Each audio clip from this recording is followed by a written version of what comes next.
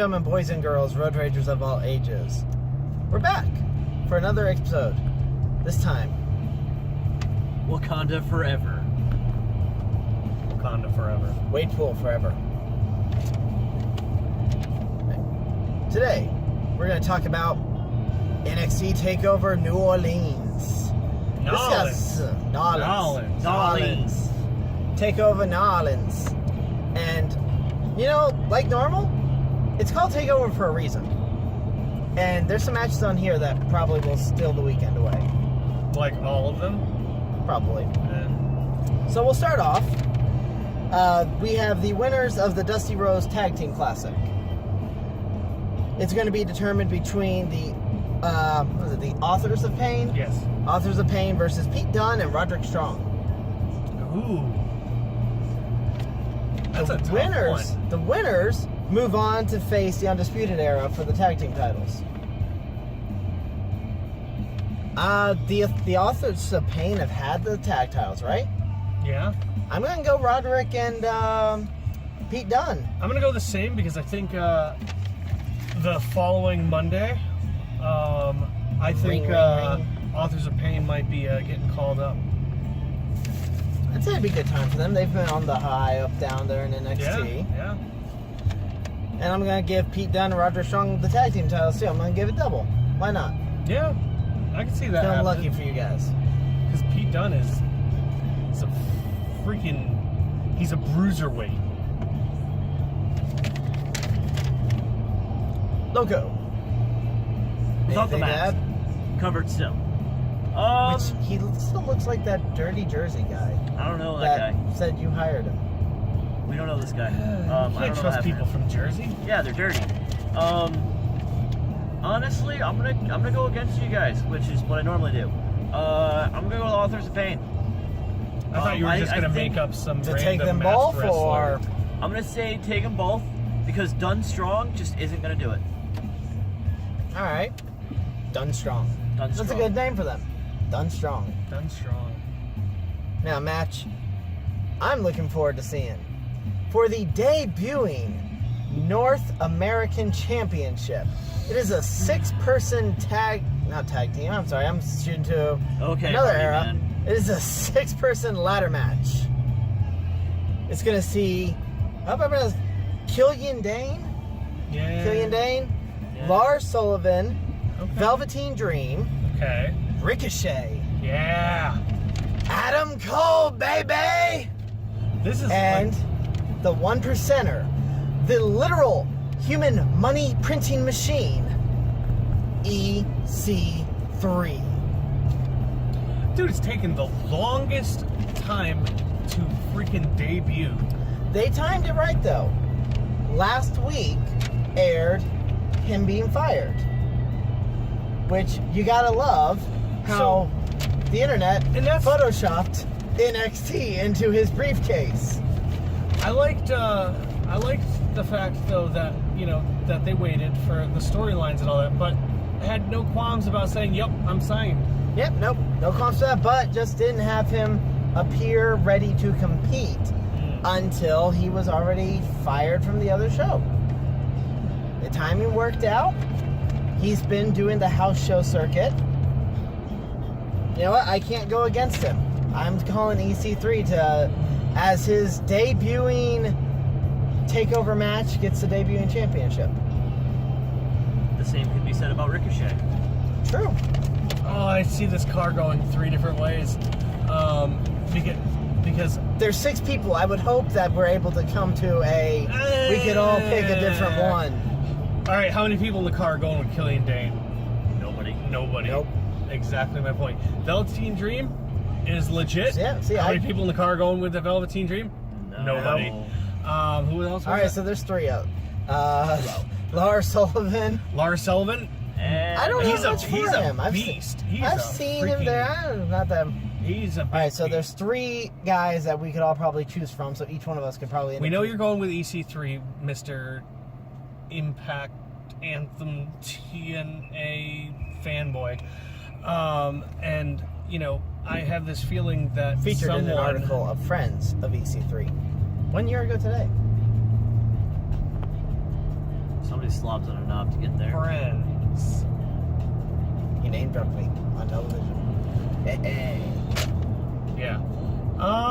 Yeah. No. It is really, really hard to choose because I have my favorites, and it sucks when your favorites are in a match against each other for a title like this. So I am going to stick with my gut, even though it's gonna hurt my heart. And go with Adam Cole, baby. I thought that's where you were gonna go. And I have a feeling I know where Loco's gonna go. You can go with Well, I kind of already said it. Yeah. The But man we're gonna that- go with Ricochet. the man formerly in a mask. Yeah. How convenient. Hey. How convenient. Also, Ricochet is actually a pretty neat name, and also, because I like Spider-Man, one of Spider-Man's former personalities. Yes. He's also the main character of Lucha Lucha. Yes. Aha! Ricochet. He just needs to flee. My question is, are they going to let him keep his tiara? To be King Ricochet? Yes. You can only have one king, and that's King Booker. I gotta do the pinky. It's Booker! Peasant! To think you can go from being a felon to being a king. Only in the world of professional wrestling. Never say never.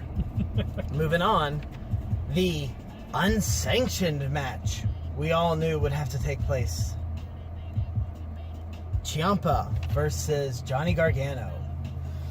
And what is probably Johnny's true goodbye to the NXT universe before being called up to... 205? Oh, really? I'm gonna go Maybe. SmackDown.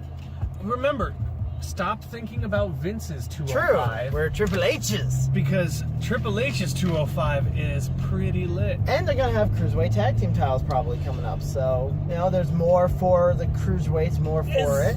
There's not enough cruiserweights to actually. There's too little time for too much stuff. If they are a part of the Raw roster on a technicality, their tag title would be the Raw tag titles. They don't have enough roster depth. We'll see. And those belts are ugly as But hell. let's- Dude, that's- splice that's a that shit in Topic for another time. Ugly as hell. Gargano or Ciampa? Oh, Gargano all the way. And I know I'm wrong. You know No, what? come on. I got to give Gargano too, man. Let the man have a Dude, big win on his First out. 5-star match since 2011. Exactly.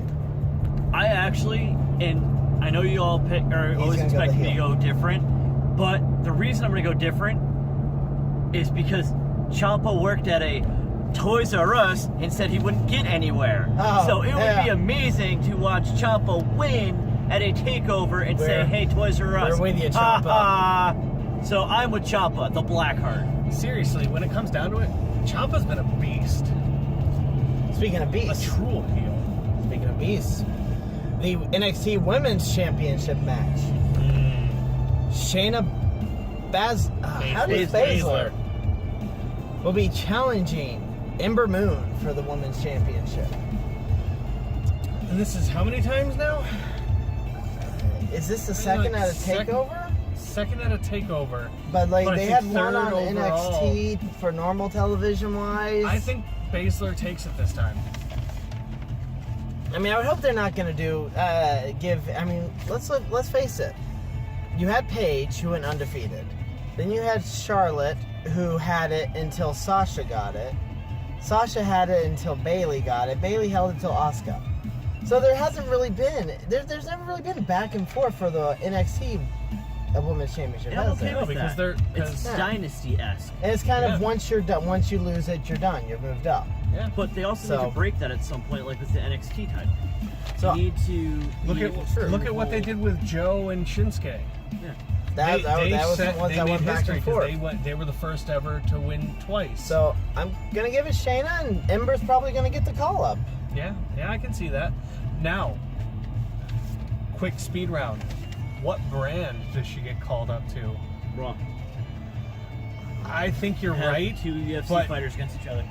I think We're talking about Ember. Ember. No, I'm actually going with Shayna getting called up. My bad. Okay.